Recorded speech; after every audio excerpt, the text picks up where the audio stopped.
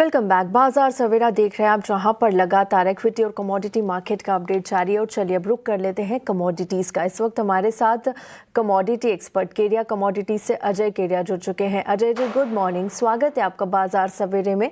मैं तृप्ति बात कर रही हूं और सबसे पहले हम कच्चे तेल से शुरुआत करेंगे। देखिए यहाँ पर गर्मी और उबाल पीक पर चल रहा है। देखिए $110 के रिकॉर्ड स्तर पर जाता हुआ फिर से कच्चा तेल नजर आ रहा है।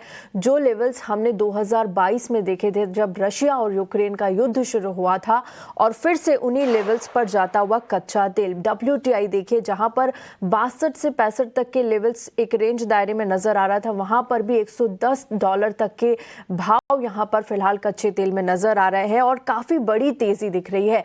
इन लेवल्स पर निवेशकों को क्या करना चाहिए, सिर्फ वो सलाह आपसे चाहिए। वेरी गुड मॉर्निंग तृप्ति जी। सबसे पहले तो यस, ये लास्ट वीक से जो अभी हम लड़ाई देखे 9 दिन मोटा मोटी होते दिखाई दे रहा है।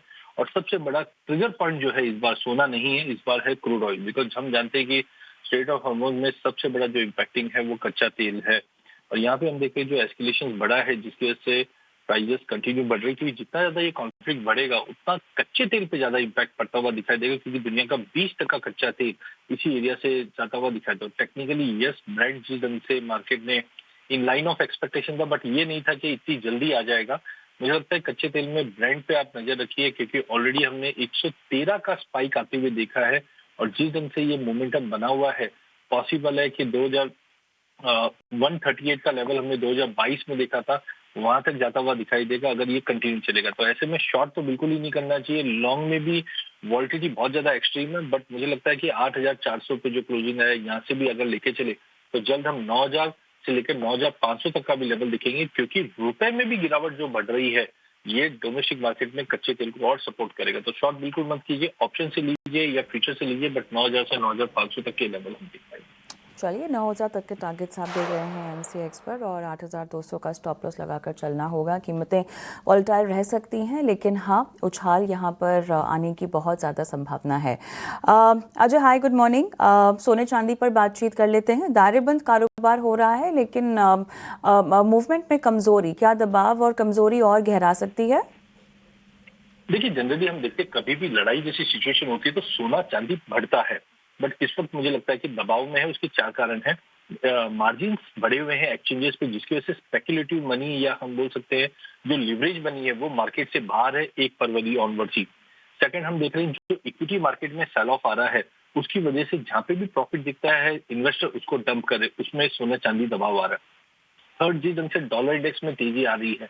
और चौथा, मुझे लगता है कि एज ऑफ नाउ कोई भी वॉर लाइक सिचुएशन जब बढ़ रहा है तो यहाँ पे सेफ हेवन, क्योंकि ऑलरेडी गोल्ड सिल्वर बढ़ चुका है। तो टाइमिंग वेरी रिस्की टू से राइट नाउ, बिकॉज जनरली लड़ाई के समय बढ़ता है, बट टाइमिंग मार्केट में दबाव है।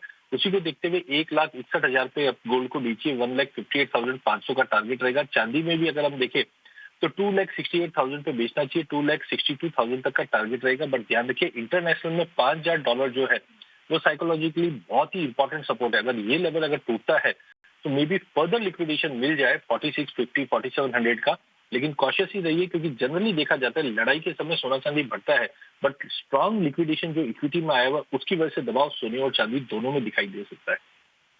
ठीक है, यहाँ पर शॉर्ट की सलाह सोने और चांदी दोनों के लिए, साथ ही इंटरनेशनल मार्केट में $5,000 का जो एक लेवल है वो काफ़ी क्रूशियल है सोने के लिए, और लगातार लेवल्स फ्लैश हो रहे हैं। यहाँ पर आपको शॉर्ट करने की सलाह सोने और चांदी दोनों पर, इन लेवल्स का ध्यान रखिए। लेकिन यहाँ पर अजय जी, हम लगातार देख रहे हैं कि बेस मेटल्स की अगर बात करें तो एक रेंज बाउंड दायरे में कारोबार होता हुआ देखा, और जहाँ तक चांदी की बात है उसके पैरेलल हम कॉपर में कारोबार होता हुआ देखते हैं। लेकिन पिछले दिनों चांदी में तो अच्छी तेजी थी, लेकिन कॉपर में थोड़ी नरमी जरूर देखने को मिली। बेस मेटल्स में कोई रणनीति आपकी? देखिए, एज ऑफ नाउ जो फोकस बना हुआ है वो डर का फोकस है, इसलिए कच्चा तेल सोने चांदी पे ज्यादा फोकस है। आप देखेंगे पिछले 15-20 दिन में कॉपर 1200 के इर्द गिर्द ही घूम रहा है। एक तरफ सप्लाई कंसर्न है जो प्राइजेस को टूटने नहीं दे रहा, वहीं डिमांड कंसर्न है क्योंकि चाइना के जो नंबर्स भी आए थे मैन्युफैक्चरिंग, ये वो कोई खास नहीं आए थे। हालांकि एल्यूमिनियम में हमने देखा मिडिल ईस्ट से जो कंसर्न है सप्लाई को लेकर, लॉजिस्टिक को लेकर, उसकी वजह से वो काफी तेज है। तो पूरे बेस मेटल मुझे लगता है कॉपर, जिंक, इसमें तो गिरावट रहेगी बट थोड़ी लिमिटेड रहेगी, लेकिन एल्यूमिनियम में पॉजिटिव। इन सबको देखते हुए कॉपर में आज छोटा ट्रेड कीजिए, 1200 में बेचिए, 1210 का स्टॉप लॉस लगाइए, 1180 का टारगेट रहेगा। जिंक के अंदर भी 325 पे बेच के चलिए, 320 का टारगेट रहेगा। ये खाली एक साइकोलॉजिकली जो मार्केट में प्रेशर बना हुआ उसकी वजह से है। लेकिन एल्यूमिनियम में मुझे लगता है स्ट्रक्चरल डेफिसिट बन गया है और खास करके मिडिल ईस्ट से सप्लाई बिल्कुल भी नहीं आ पा रही, जिसकी वजह से 337 पे लीजिए, 342 का टारगेट रहेगा। हालांकि कॉपर मुझे लगता है आने वाले दिनों में बहुत अच्छी तेजी दिखाएगा, बट ये जो चेरोस मचा हुआ है ये जैसे से कूल ऑफ होगा उसके बाद कॉपर में तेजी आएगी, जो 1220 के ऊपर 1300 भी दिखा दे। बट जो जियोपॉलिटिकल टेंशन ये कम होगा उसके बाद कॉपर पे फोकस बढ़ेगा। ठीक है, ये सलाह बेस मेटल्स और यहाँ पर जिंक और कॉपर में शॉर्ट करने की सलाह, साथ ही एल्यूमिनियम पसंद आ रहा है तो वहाँ पर आप फोकस करके रखिए। लेकिन केडिया जी, यहाँ पर देखिए क्रूड के साथ नेचुरल गैस में भी हम अच्छी तेजी देख रहे हैं। एक क्विक कॉल क्या आप बता सकते हैं एनजी के लिए क्या होना चाहिए लेवल्स पर? देखिए, यूएस नेचुरल गैस अभी भी दबाव में है, लेकिन यूरोपियन नेचुरल गैस में हमने सिंगल डे में 38% का पिछले हफ्ते तेजी देखा, क्योंकि कतार में जो एनर्जी इंफ्रास्ट्रक्चर पे हमला हुआ है उसके बाद एनर्जी कैसे सोर्स करेगा यूरोप, ये काफी इंपॉर्टेंट, उसी के चलते यूएस गैस को भी सपोर्ट मिला है। तो टाइमिंग शॉर्ट की सलाह नहीं, यहाँ पे भी टेम्पररी हम एक जंप देखेंगे। 295 पे लीजिए, 320 का टारगेट रहेगा। यहाँ पे मुझे लगता है यूरोप में जो गैस संकट फिर से गहरा दिखाई दे रहा है 2022 के बाद वाला, इसकी वजह से यूएस गैस को भी सपोर्ट मिलता हुआ दिखाई देगा। तो लेके चलिए 320 के टारगेट के लिए। ठीक है, 320 के टारगेट के लिए यहाँ पर खरीदारी के रिकमेंडेशन। आपका बहुत बहुत शुक्रिया केडिया जी, हमारे साथ सुबह सवेरे टाइम निकाल कर हमारे चैनल पर आने के लिए। शुक्रिया सर।